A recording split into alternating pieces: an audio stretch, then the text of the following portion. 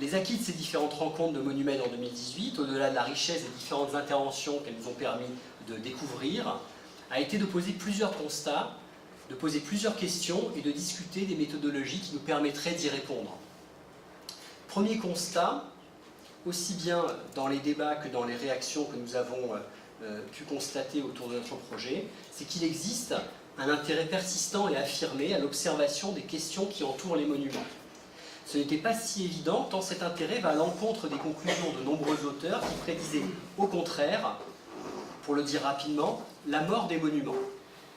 Au premier rang de ces auteurs, Lewis Mumford, qui dans le contexte du début du XXe siècle a influencé de nombreux penseurs de l'urbanisme par un texte intitulé « The Death of the Monuments », dans lequel il formule l'hypothèse de la disparition prochaine,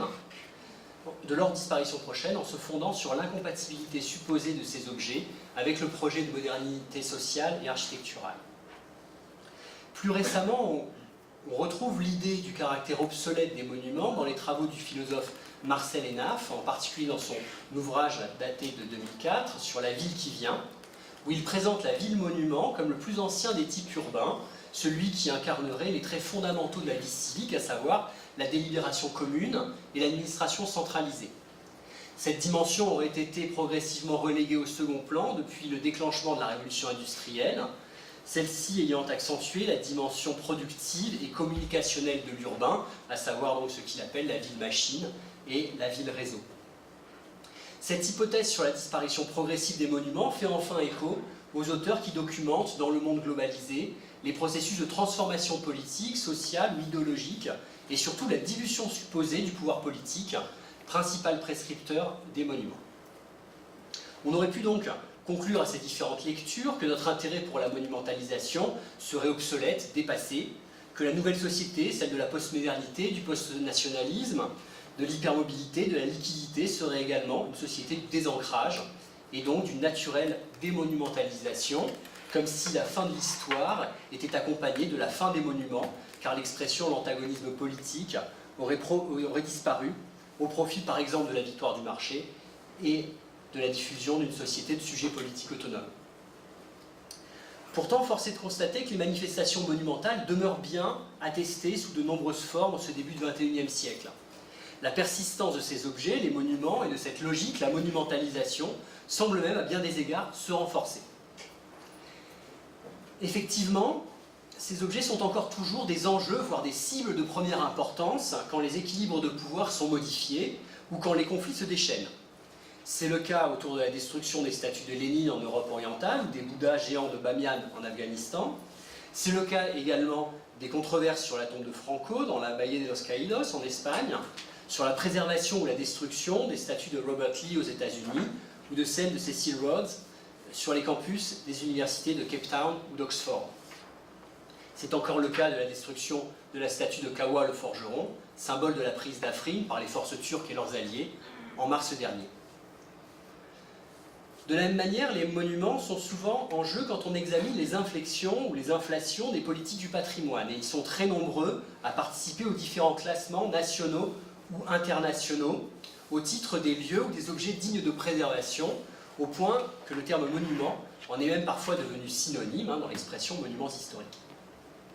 Ces classements suscitent également des réactions parfois retentissantes, comme entre autres exemples, autour de la polémique sur le classement au patrimoine mondial de l'UNESCO du site fasciste d'Asmara en Érythrée,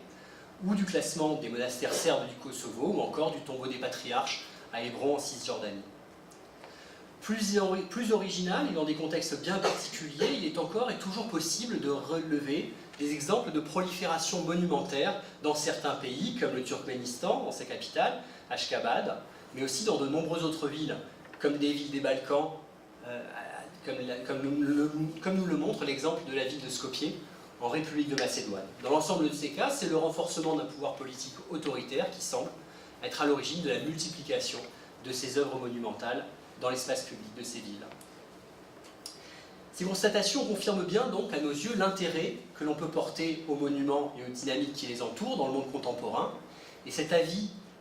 intérêt est à mon avis à rapprocher de plusieurs questions fondamentales qui entourent la fonction des monuments.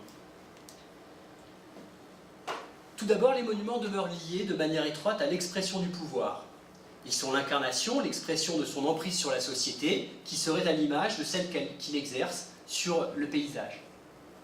Depuis le XIXe siècle européen, les monuments sont régulièrement au cœur des rites de la nation, dans le cadre de l'affirmation du modèle politique de l'État-nation et de sa diffusion depuis l'Europe occidentale vers le vaste monde.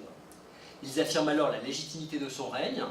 sont un élément du discours du pouvoir politique, transmettant à ce titre ses références comme ses valeurs. Ces enjeux qui les entourent renvoient également à la relation étroite entre mémoire, et plus particulièrement mémoire collective, et monuments. Les monuments accompagnent bien souvent l'objet lieu de mémoire, tel qu'il est pensé par Pierre Nora, et on peut dire qu'ils participent également à la construction d'une mémoire historique, telle que l'a définie Maurice Halbwachs. Ils incarnent, ils soutiennent de manière plus ou moins explicite des interprétations du passé dans le présent. Les monuments impactent bien entendu au-delà de la mémoire, les discours d'identification, les appartenances, suggérant pour les monuments une fonction particulière, qu'on peut appeler spécularité, puisqu'il renvoie une image à celui qui le regarde. Le monument affecte le discours que l'observateur tient sur lui-même, car lui donne une matérialité qui le conforte, l'entretient ou, au contraire, le questionne. Enfin, cette matérialité fait également des monuments des objets qui relient la mémoire aux espaces physiques, en même temps qu'ils fortifient un discours sur soi. Les monuments participent donc également du processus d'appropriation des lieux, de marquage du territoire. Pour cet ensemble de raisons, disons structurelles, il nous semble bien que les questions qui entourent la production et l'usage des monuments méritent bien d'être appréhendées et ne vont surtout pas disparaître aussi vite que le prétendait Mumford. On pourrait même penser au contraire, tant ces objets soulèvent également d'autres questions plus conjoncturelles, plus en phase avec le monde d'aujourd'hui, qu'ils nous renvoient cette fois-ci à des dynamiques tout à fait actuelles. Et c'est ce dont je vais vous parler à présent. Les monuments sont en effet des lieux d'incarnation des évolutions décrites par plusieurs auteurs concernant les transformations des pouvoirs à l'heure de la mondialisation, à savoir l'émergence de sources de légitimité de plus en plus variées, dépassant le seul niveau des États-nations, aussi bien par le haut avec l'affirmation d'acteurs de dimension globale, mais aussi par le bas avec le renforcement de pouvoirs locaux, transnationaux, diasporiques, minoritaires.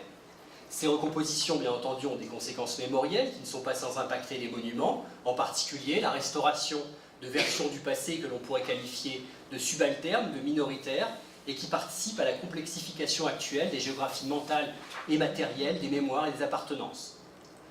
Prenons un exemple non loin d'ici, sur le square de Verdun, en haut de la Canebière, un petit kilomètre du Mucem. Ce monument au mobile, construit en 1894 pour commémorer les volontaires marseillais engagés contre les Prussiens en 1870-71. C'est un monument classique aux morts, qui a servi par la suite à recueillir le nom des victimes des conflits menés par la France postérieurement. Mais il est intéressant de remarquer, quand on l'observe, qu'il accueille à présent, à sa base, et depuis quelques années, des nouvelles plaques, dans un style légèrement bricolé, qui évoquent la mémoire de communautés qui ont participé à certains conflits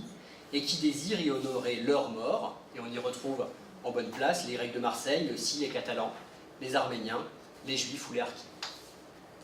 Cet exemple illustre bien comment des narrations sur le passé, plus locales, plus fragmentaires et plus minoritaires, sont désormais en mesure de s'imposer régulièrement dans l'espace public. C'est le cas par exemple de la mémoire de l'esclavage en France, qui a connu une intense patrimonialisation au cours des dernières années. En Italie, c'est un mouvement comparable qui conduit à donner un regain de visibilité autrement plus polémique à la mémoire du fascisme au cours des dernières décennies du XXe siècle, comme c'est le cas pour la Casa del Fascio à Predapio, dans la ville de naissance de Mussolini.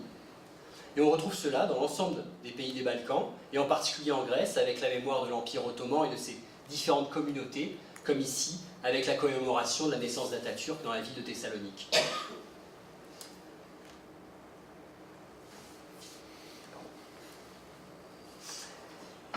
Les formes monumentaires se font l'écho de ces inflexions politiques et de ces inflexions mémorielles, avec l'apparition de monuments d'un nouveau type dans les dernières décennies du XXe siècle, de nouveaux monuments qui ne visent plus uniquement la mise en scène de l'histoire univoque des États-nations, mais au contraire qui visent à explorer la pluralité des points de vue sur la mémoire, sur le passé et sur ses tabous, pour provoquer le trouble chez le visiteur et le renvoyer à l'inconfort du travail de mémoire. Ce que l'on appelle les contre-monuments ont été élaboré au départ pour rappeler la mémoire des victimes du nazisme en Allemagne, comme celui de Sarrebruck, ici présenté sur cet écran et qui fait partie des classiques de ce genre. Mais au-delà de ce point, les monuments nous offrent également une perspective sur la mise en œuvre de nouveaux rapports, sur la mise en œuvre de nouveaux rapports pour les individus à l'espace mondialisé. Que l'on parle d'un aplatissement du monde ou de l'émergence d'une nouvelle bifocalité, ces nouveaux rapports sont souvent décrits comme une transformation des relations que les individus tissent avec la distance, avec les échelles, mais également une transformation de leur modalité d'ancrage au lieu. L'usage des monuments aujourd'hui accompagne et illustre cela. Lieu de rendez-vous galant ou de contestation politique, ils demeurent des marques dans le paysage qui influent sur les pratiques individuelles autant qu'ils imprègnent les liens collectifs. Les individus s'en saisissent diversement, les interprètent, à l'image de ces touristes qui font mine de les tenir entre leurs doigts sur les photographies de vacances, détournant la situation de pouvoir et inversant l'emprise supposée des monuments sur le sujet. Leur forte connotation identitaire, politique ou mémorielle en font même des objets qui permettent par excellence de donner prise à ces pratiques individuelles comme collectives, au sens d'affordance qu'emploie Isaac Joseph en reprenant le terme de Gibson. De la sorte, les monuments peuvent signaler sporadiquement de nouvelles manières d'être ensemble en devenant des espaces d'innovation, de connexion, de rencontre, mais aussi de contestation et non pas uniquement des manifestations du contrôle politique et social. Au-delà des communautés d'appartenance dont la nation formait l'archétype, les monuments offrent donc aux individus des points d'accroche qui leur permettent